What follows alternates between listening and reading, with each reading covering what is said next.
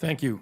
During the 4 years of the Biden administration, the United States devoted significant taxpayer funds to facilitating illegal immigration. There's been much reporting about the role of NGOs in this process after the illegal immigrants crossed into the United States. But what the center has examined is what happened before the migrants got to the Rio Grande. In other words, how NGOs and UN agencies were paid by U.S. taxpayers to facilitate the illegal movement of migrants through South and Central America and Mexico. We've documented a large UN NGO support network from field reporting and annual reports from this group called the Regional Refugee and Migrant Response Plan.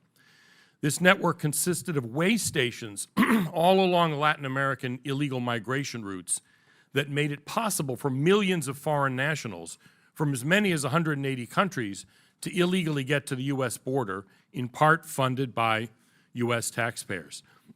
Some of these funds were provided directly to NGOs by the State Department's Bureau of Population, Refugees, and Migration, or USAID. Other funding was sent indirectly through our funding of UN agencies, which then in turn funded NGOs. This often was described as merely humanitarian assistance to people who would travel anyway.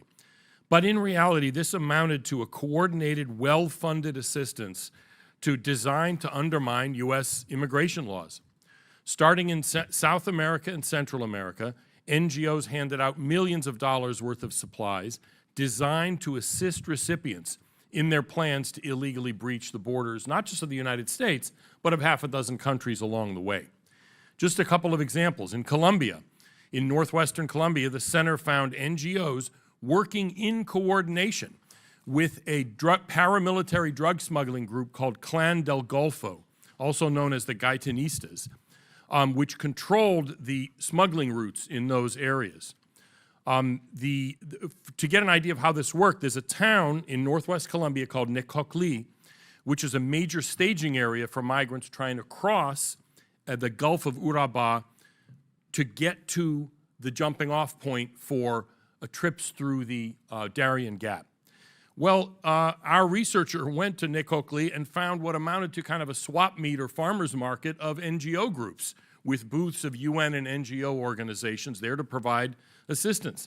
Just a couple of examples, the Florida-based NGO Cadena was set up in a booth next to the Silver Spring-based Adventist Development and Relief Agency, and there were many other US-based and overseas-based groups there.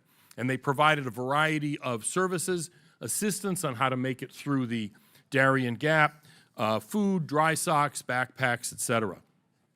When they crossed that Gulf of Urabá, they're still in Colombia, and they get to the village of Akandi, which is where you jump off to go to the Darien Gap.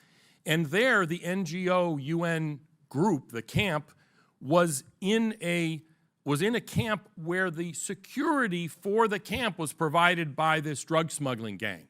In other words, and it's not clear to us, we don't have evidence of this, but it seems likely to me that NGOs and the UN paid for the security by paying this drug smuggling gang for security for this jumping off point. After they pass through Central America, they get to southern Mexico, cross from Guatemala into southern Mexico, and there, Tapachula is the town that is the first place you get to. And what we found there was a large, kind of a one-stop shop illegal immigration mall where the UN agencies and the NGOs were supposed to be housing them. This was under construction when we went last fall. And it was only one of many similar camps. There's several in northern Mexico as well. Especially curious in Tapachula was an NGO funded by the UN, which means funded by the US, which provided repressed memory therapy for illegal immigrants who had been rejected for asylum by Mexico, which they do in order to be able to make it through Mexico without hassles. They had been rejected. They went to the repressed memory therapy and got a certificate that they had forgotten about the persecution they had suffered, and now they remembered it, and so they went to their appeal and they got their asylum status. So throughout Latin America, these networks funded in part by US taxpayers have made this flow of illegal immigrants possible.